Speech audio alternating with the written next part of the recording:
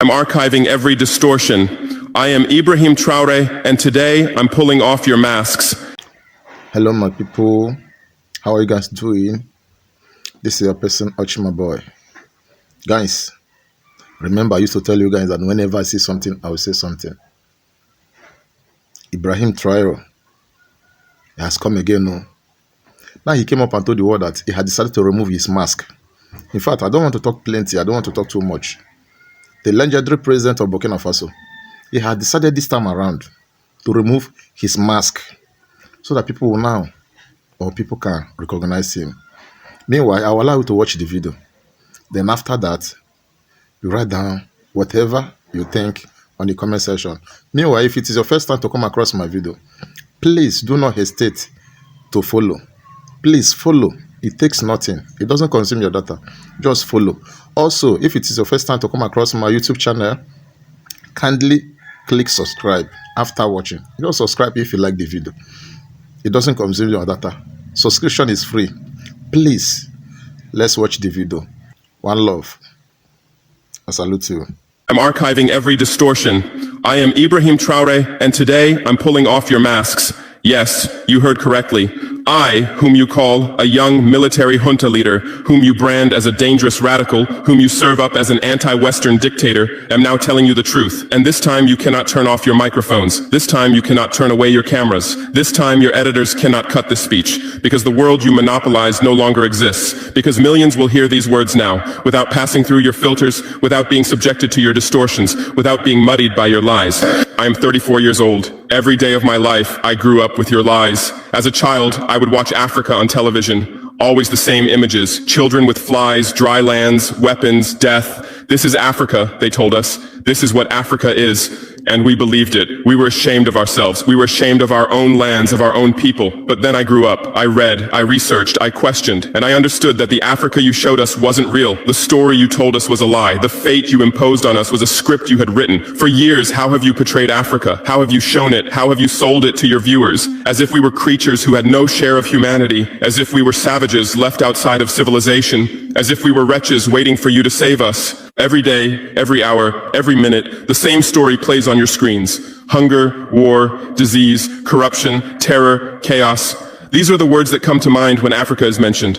In your Africa dictionary, there are no other words. No hope, no success, no development, no resistance, no honor, no pride, no victory. So I ask you, New York Times, Washington Post, Guardian, Le Monde, have you ever made Africa's successes your headlines? How many times have you written about Rwanda's technology miracle? How many times have you shown Ethiopia's reforestation project? How many times have you praised Botswana's democratic success? How many times have you described Kenya's entrepreneurial ecosystem? No, because these don't fit your scenario. Your Africa cannot be successful. It cannot, because then how will you legitimize your exploitation? If it's not in need of help, how will you intervene? If it's not backward, how will you look down on it? Have you ever asked yourselves, has any editor sitting at their desk, any news director in a meeting, any columnist at their keyboard ever thought, why are the people of the world's richest lands poor? Here are the numbers for you, real numbers. Africa owns 70% of the world's cobalt reserves. Your cell phone, your computer, your electric car won't work without cobalt. This cobalt comes from Congo, but Congolese can't afford cell phones. Africa owns 90% of the world's platinum reserves. Catalytic converters, electronic devices, medical implants, they all need platinum. This platinum comes from South Africa, but South Africans are crushed by unemployment.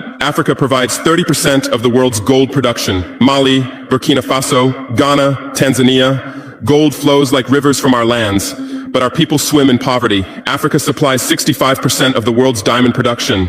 Botswana, Angola, Congo, Sierra Leone, billions of dollars worth of diamonds are extracted, but our miners live on $1 a day. Africa owns 35% of the world's uranium reserves. Niger, Namibia, South Africa. Nuclear plants run on our uranium. Paris lights burn with our uranium, but our villages have no electricity. And you still ask, why is Africa poor? No, the right question is, how was Africa kept poor while being so rich? Here's your answer. Colonialism didn't end. It changed shape. You used to come and occupy our lands. Now you come and establish companies. You used to take by force. Now you make agreements. You used to rule with the whip. Now you rule with credit. Let me give you concrete examples. With numbers, names, dates, but you'll never write about these. Glencore, Swiss-based mining giant, extracting cobalt in Congo. 2022 revenue, $256 billion. Tax paid to Congo, $500 million. That's 0.2%. Is this justice? Rio Tinto, British-Australian mining giant, extracting bauxite in Guinea, 20 million tons annually. What's left for Guinea? Environmental pollution and cancer. Total Energies, French oil giant, extracting oil in Angola, Nigeria, Congo. 2022, profit, $36 billion investment in Africa, dirty pipelines, Anglo-American, founded in South Africa but now in London. Diamonds, platinum, iron, taking everything. What it left in South Africa, 6 million unemployed miners. And these are just the tip of the iceberg. What about the invisible, the secret deals, the offshore accounts, the transfer pricing tricks? Every year, $88 billion in illegal money flows out of Africa. Who writes about this? Every year, $45 billion in aid comes to Africa. Everyone writes about this, but no one says Africa is not the continent receiving aid, it's the continent giving aid. While you zoom your cameras on swollen bellies, there is a huge system working silently in the background. Every day, tons of gold, diamonds, cobalt, uranium, oil leave our land. But how? Here is the system. Step 1, create corruption, bribe our leaders, open offshore accounts, promise them a life of luxury, send their children to your schools. Step 2, make deals, get 50-year, 99-year concessions, ask for tax exemptions, be exempt from environmental rules, ignore labor rights. Step 3, control the infrastructure, take over ports, airports, railways, but only from the mine to the harbor. Don't build roads to the villages. Don't bring electricity to schools. Step 4, provide security. Set up private security companies. Arm them. Declare protesting. Step 5, silence the media. Buy local journalists. Suppress opposing voices. Serve internal unrest news to international media.